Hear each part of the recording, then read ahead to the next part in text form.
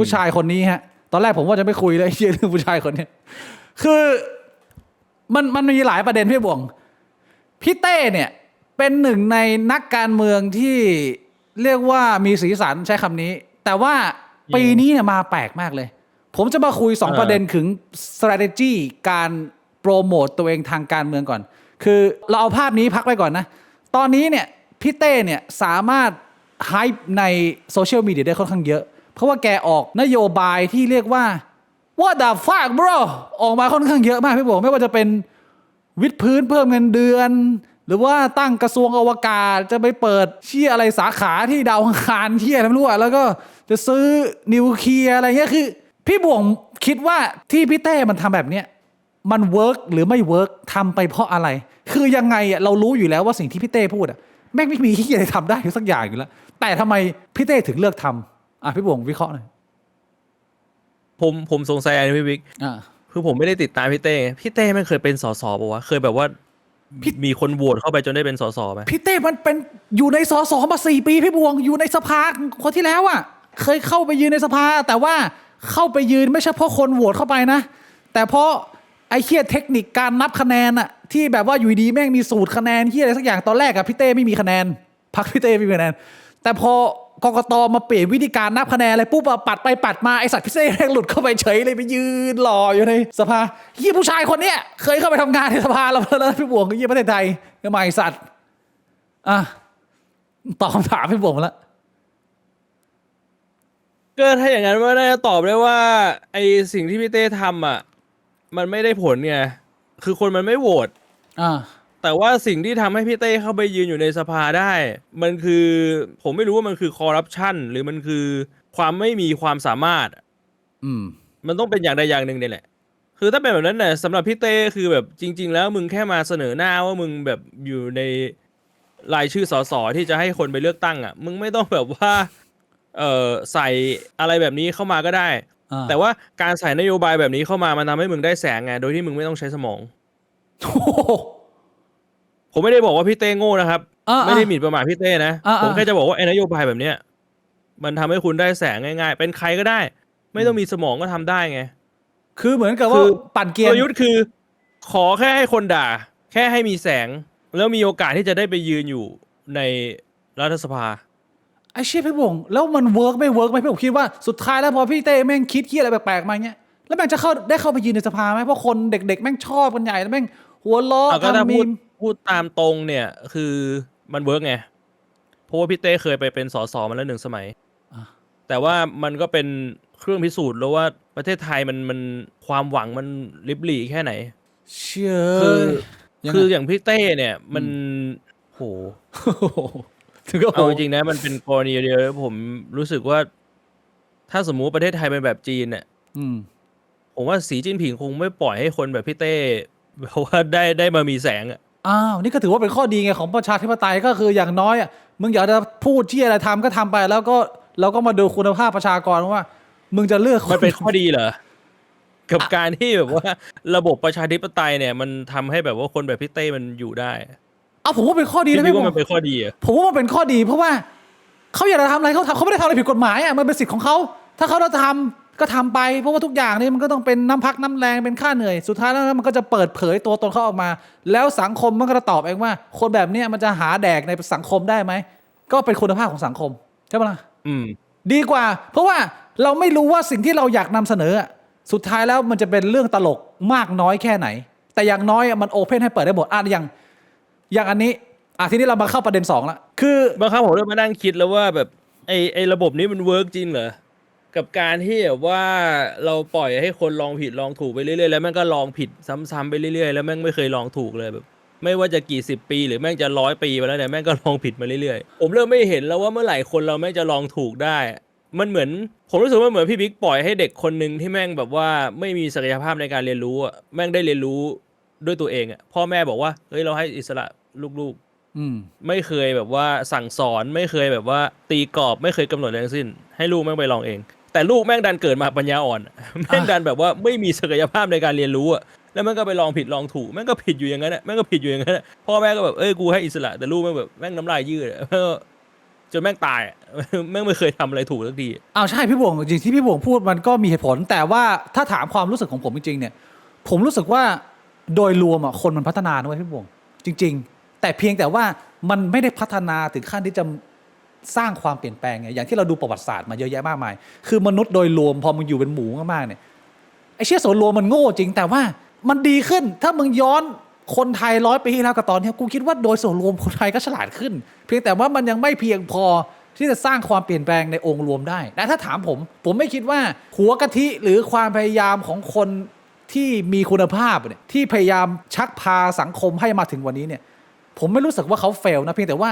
มันยากมากๆที่มันจะทำให้มันเกิดการเปลี่ยนแปลงซึ่งตอนนี้มันกำลังเป็นช่วงเปลี่ยนผ่านในมุมผมมองแบบนี้ คือผมรู้สึกว่าจริงที่พี่บิ๊กพูดประเทศไทยคนเราพัฒนาขึ้นไปจริง แต่ผมคิดว่าที่พัฒนาเนี่ยเพราะว่าเราพัฒนากันเองหรือว่าเพราะว่าทั่วโลกแม่ง globalization จนแบบมันก็เป็นเรื่องปกติที่มันจะดึงมีนขึ้นไปให้เรา ใช่ไงก็คือสิ่งมีชีวิตอะไม่ว่ามึงจะเต่าถุยขนาดไหนอะแต่ถ้าเกิดมึงเรียกว่าเป็นมนุษย์อะยังไงแล้วมันก็ต้องกระเถิบไปข้างหน้า แม้มันจะเดินช้าๆมันก็เดินพี่บวงให้แม่งเดินไป นั่นแหละสิ่งที่ผมจะสื่อก็คือ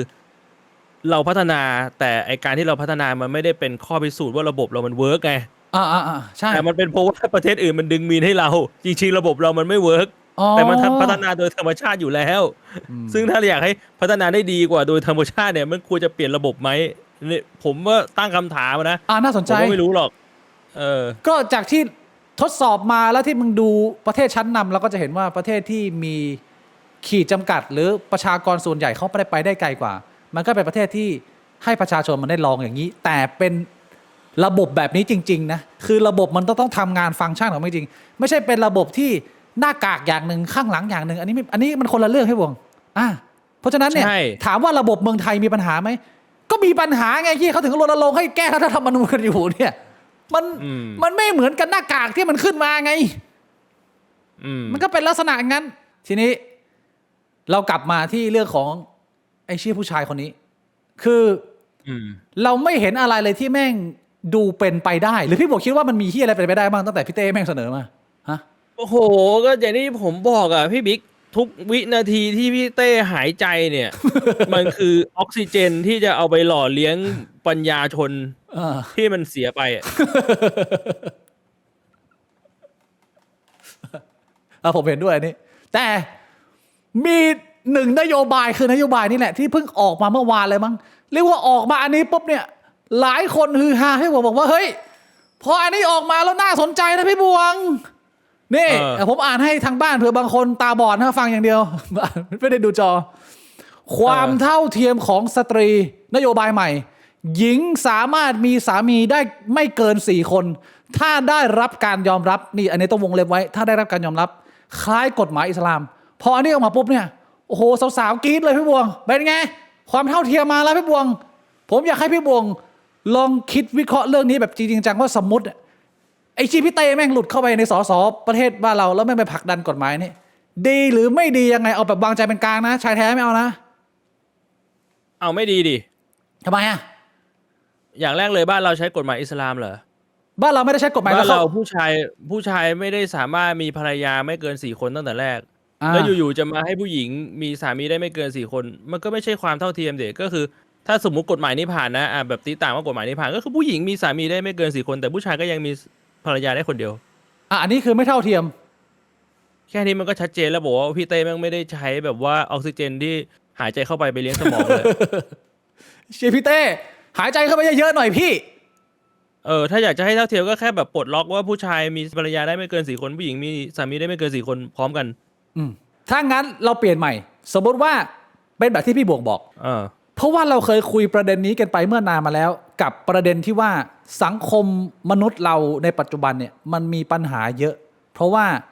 มันฝืนความเป็นธรรมชาติของสิ่งมีชีวิตที่อยากจะมีคู่จำนวนมากคำถามคือว่า สมมติว่าเราเอา policy ของพี่เต้มาแอพพลายแล้วเปลี่ยนเป็นทั้งผู้หญิงและผู้ชายเนี่ยสามารถมีคู่ครองได้ไม่เกิน4 คนต่อไปนี้ถูกต้องตามกฎหมายพี่บอกว่าอย่างนี้ดีหรือไม่ดี ผมมันก็ไม่เวิร์กอยู่ดี เอาไหมพี่บง เพราะว่าไอข้อกำหนดว่ามีได้กี่คนเนี่ย มันไม่ใช่ต้นตอของปัญหา มันเป็นปลายเหตุ มาแก้ที่ปลายเหตุมันก็แก้อะไรไม่ได้หรอก อ้าวแล้วถ้าแก้ต้นเหตุต้องแก้ยังไงอะ ต้นเหตุมันคือระบบปะวะ ระบบที่คุณจะตรวจเช็คยังไงอะเอาแค่ว่าพี่บิ๊กไปจดทะเบียนสมรสในพื้นที่หนึ่งอะ เออ แล้วพี่บิ๊กไปจดทะเบียนสมรสกับผู้หญิงอีกคนหนึ่งในอีกพื้นที่หนึ่งในประเทศไทยเนี่ย เออ ระบบแม่งยังไม่สามารถซิงก์กันเลยว่าแบบพอจดครั้งที่2แบบเฮ้ยครั้งแรกมึงเคยจดไปแล้วนี่หว่าเพราะฉะนั้นเนี่ยถ้าระบบมันยังไม่ซิงก์อะต่อให้แก้กฎหมายว่าแม่งแบบว่าได้ไม่เกิน4 คนอะแม่งจด6 คนระบบจะรู้เหรอระบบก็ไม่รู้อยู่ดีวะ ก็ผมว่าในเวลาอันใกล้เนี่ยหลากหลายพรรคก็พยายามจะผลักดันให้ราชการเราเป็นราชการแบบว่า globalization แล้วนะเป็นราชการออนไลน์ใกล้มาแล้วระบบนี้ใกล้มาแล้วพี่บง มันซิงก์แบบว่าทั่วประเทศแบบ100%แล้วเหรอ ยังเลยโอ้โหอีกนานเลยผมว่าประเทศไทยอะคือพี่บอกกำลังจะบอกว่า ถ้าระบบมันซิงค์เนี่ยอันนี้เวิร์กอะนโยบายนี้ ผมว่าถ้าระบบซิงก์อะผมว่าอย่างน้อยๆก็คือพื้นฐานมันก็แก้ไขอะไรได้หลายๆอย่าง เช่น เอาอย่างน้อยๆก็คือเรื่องจดทะเบียนซ้ำซ้อนหรือว่าจดทะเบียนเกินกำหนดมันก็จะไม่มีไงเมื่อก่อนมันมีใช่ปะ แล้ว หลายๆคนบอกว่าเดี๋ยวนี้ซิงก์แบบนี้อยู่แล้ว อ้าว ถ้าเป็นแบบนั้นอย่างนี้มันก็ดีขึ้น อ้าวแล้วสังคมมันจะไม่ตีกันเลยอะพี่บอกถ้าเกิดว่าแบบแม่งแต่งได้หลายๆคนอะหรือว่าสุดท้ายแล้วมันขึ้นอยู่กับคำว่า คือจริงๆ ถ้า อะไร ได้รับการ ที่ ย เขา อมรั อ้า บ งอิงตามกฎหมายอิสลามใช่ไหมล่ะ เออ ตามกฎหมายอิสลามเนี่ยมันมีเงื่อนไขเยอะกว่านี้มันไม่ใช่ว่าแบบเฮ้ยมึงอยากจะแต่งก็แต่ง อ่า คืออย่างน้อยๆเนี่ยเท่าที่ผมเข้าใจคือเมียหลวงต้อง ยินยอม